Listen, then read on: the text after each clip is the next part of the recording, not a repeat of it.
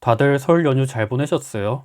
저는 이번 연휴에 집에 못 내려가서 되게 아쉬움이 큰데, 그래도 여러분들은 재밌게 즐기고 오셨겠죠?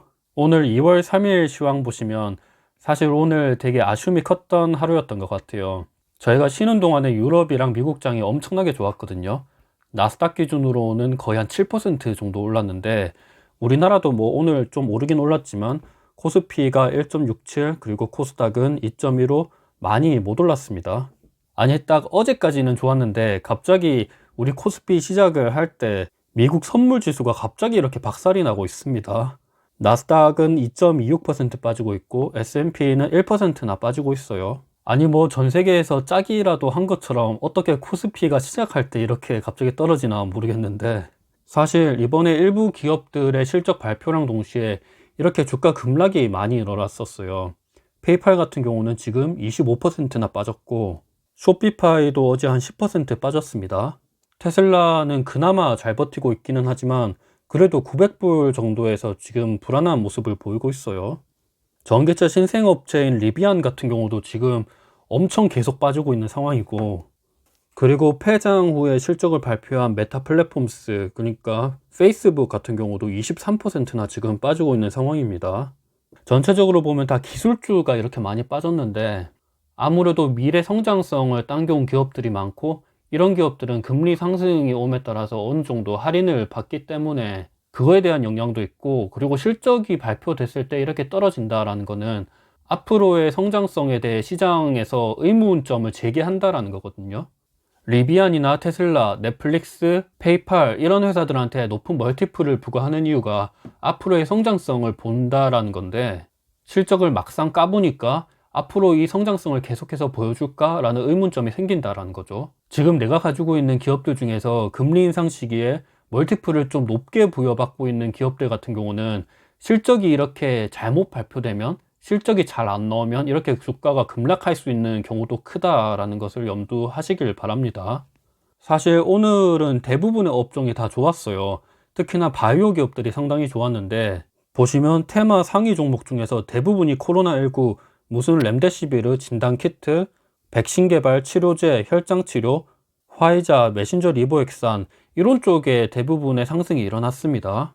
아무래도 최근에 우리나라 코로나 확진자가 이렇게 많이 늘어나다 보니까 단기적으로 수급이 이렇게 들어왔다고는 생각을 하고 있는데, 요거는 장기적인 관점에서 보시면 안 될 것 같아요. 왜냐하면 우리나라 말고 먼저 이 코로나 팬데믹을 두드려 맞은 다른 국가들 같은 경우는 이렇게 이미 많이 꺾이고 있거든요.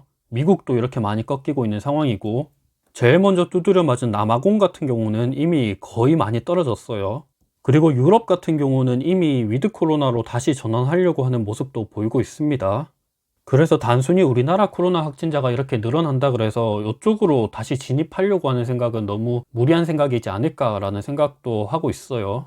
그 외로 전체적으로 이렇게 다 올랐고, 특히 오늘 증권주들이 상당히 괜찮은 모습을 보여줬습니다. 최근 들어 증시가 좀 약세를 보이면서 거래 대금이 줄어들고 있었던 모습을 볼 수 있었거든요. 그럼에 따라서 증권주들도 실적 우려 때문에 주가가 약한 모습을 보였는데, 최근 보니까 다시 EPS 전망치가 조금씩 올라오고 있더라고요. 그러니까 이 말은 아무리 주식시장이 안 좋아도 이미 한번 발을 들인 사람은 주식시장을 떠나지 않는다, 이렇게도 해석을 할 수 있습니다. 근데 제 생각에도 주식시장에 한번 발을 들여놓기는 되게 어렵지만 한번 발을 들여놓으면 쉽게 빠져나갈 수 없다는 점에 있어서 증권주들도 우리가 조금 눈여겨보면 어떨까, 저는 일단 그렇게 생각을 하고 있어요.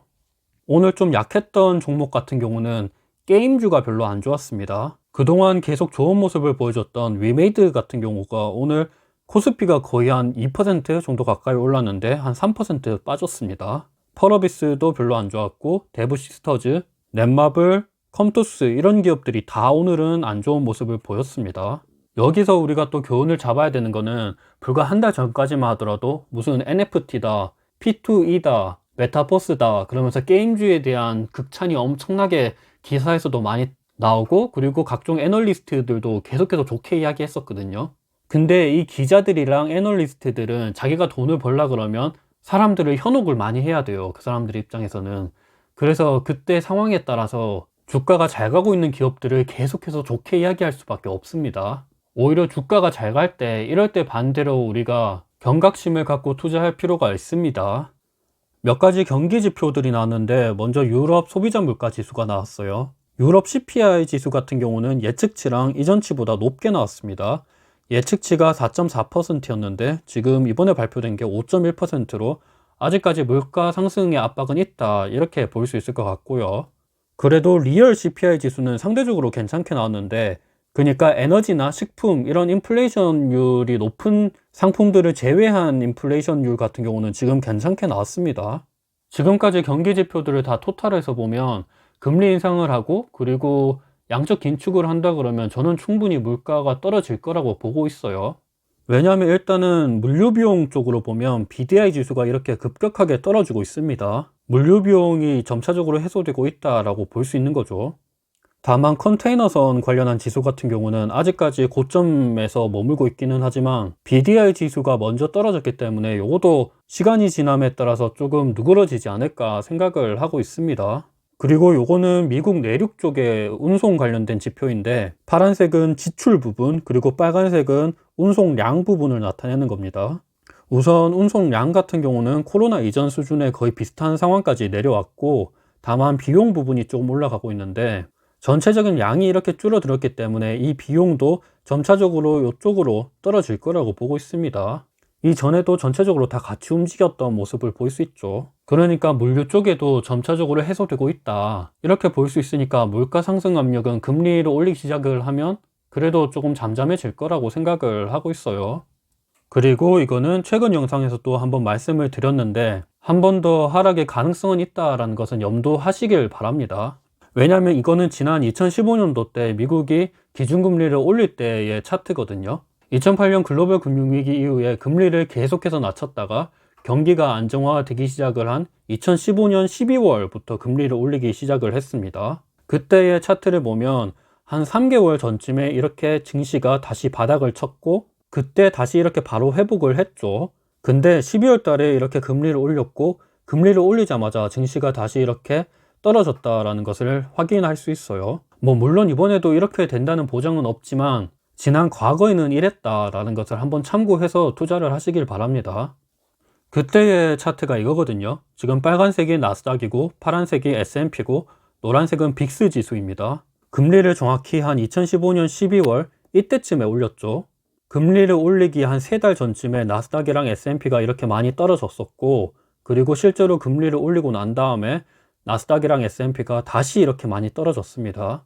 그리고 여기서 중요시 봐야 될 거는 한번 떨어졌었던 1차 파동에 비해서 2차 파동의 하락폭이 더 컸다라는 점입니다. 그리고 2차 파동 때 나스닥 기술주가 가치주가 포함되어 있는 S&P보다 더 많이 빠졌다라는 것도 볼 수 있죠. 과거의 경험을 토대로 본다 그러면 지금 우리가 1차 파동에 있을 수도 있거든요. 그러니까 곧 있으면 올 2차 파동도 우리가 유의해서 투자를 해야 된다. 이거는 주의해서 투자하셔야 될 것 같아요. 이번 오는 FOMC 회의는 3월 15일, 16일 이때죠. 이때 전후로 한 번 더 파동이 일어날 수 있습니다. 그리고 이거는 최근 들어 경기 사이클의 붕괴에 대해서 계속해서 말씀을 드리고 있는데, 경기 사이클의 붕괴는 지금 일어나지 않을 거라고 보고 있습니다. 일단 이게 나타내는 게 요선이 기업의 가동률을 나타내는 거고, 그리고 이 선은 기업의 실적을 나타내는 겁니다. 보시면 경기가 확장 국면에서 수축 국면으로 갈 때, 경기 위기가 다가올 때쯤에 기업의 가동률이 떨어지기 시작을 합니다. 기업의 가동률이 떨어지거나 아니면 정체되는 모습을 볼 수 있죠. 이거는 IT 버블, 닷컴 버블 때도 마찬가지였고, 2008년 글로벌 금융위기 때도 마찬가지였고, 코로나 때도 마찬가지였던 모습을 볼 수 있어요. 이렇게 가동률이 정체가 되거나 아니면 떨어짐에 따라서 기업의 실적도 이렇게 정체되거나 아니면 떨어졌던 모습을 볼 수 있어요. 그런데 지금은 상황이 완전 다르죠. 지금은 가동률도 계속 올라가고 있는 상황이고, 기업의 실적도 꾸준히 올라가고 있는 상황이에요. 그래서 언론에서 경기 사이클이 붕괴될 수 있다, 지수가 45% 떨어질 수 있다, 이렇게 아무리 이야기해도 기업은 지금 잘 돌아가고 있고 기업은 돈을 잘 보고 있는 상황입니다. 그리고 이거는 저번에도 한번 보여드렸는데, 민간에 대한 투자, 그리고 주거, 비주거에 대한 투자, 그러니까 투자를 얼마만큼 하고 있냐, 그거에 대한 수치를 나타내는 거거든요. IT 버블이 일어났을 당시에 투자를 어마어마하게 이렇게 계속해서 했었습니다. 그러다가 IT 버블이 일어나고 이렇게 붕괴가 되기 시작을 했죠. 보통 이렇게 투자를 오랜 기간 동안 하는데 그러니까 돈을 이렇게 오랜 기간 동안 퍼붓는데도 불구하고 IT 버블 때처럼 실제적으로 기업의 실적이 안 나타나는 이런 상황이 일어나면 상당히 문제가 클 수가 있거든요. 왜냐하면 돈이 순환하지 않는다라는 거니까. 그런 점을 볼 때 지금 같은 경우도 투자가 이렇게 계속해서 늘어나고 있는 모습은 보여지고 있지 않아요. 참고로 이거는 전년 대비 비율이니까 이렇게 떨어진다고 해서 투자를 안 하는 건 아닙니다. 투자의 규모가 확 늘어났다가 지금 어느 정도 소강되고 있는 상태라는 거죠. 그리고 실제적으로 지금 투자하고 있는 거는 뭐 반도체나 신재생, 전기차 이런 쪽으로 투자하고 있다 보니까 지난 IT 버블 때처럼 실체가 없는 쪽에 투자를 하고 있는 게 아니죠. 요거는 결과적으로 보여질 겁니다.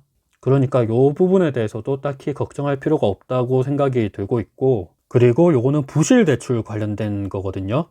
보통 경기 위기가 다가올 때쯤에 부실 대출의 비율이 증가하는 모습을 볼 수 있습니다.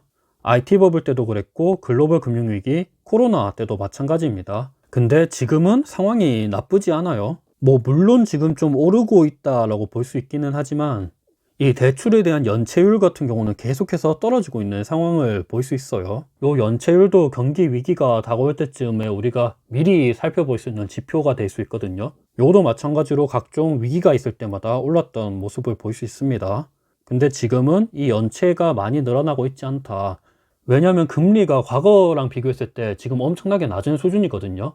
뭐 지금 많이 올려봤자 한 1%? 이 정도밖에 안 되기 때문에 기업이나 아니면 가게 이런 쪽에서 연체가 굳이 늘어날 것까지는 아니다, 이렇게 볼 수 있는 거죠.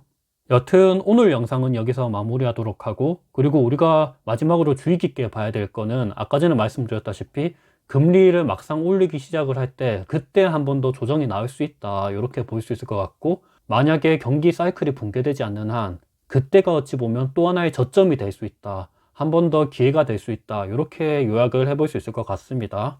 다들 성투하시길 바랍니다.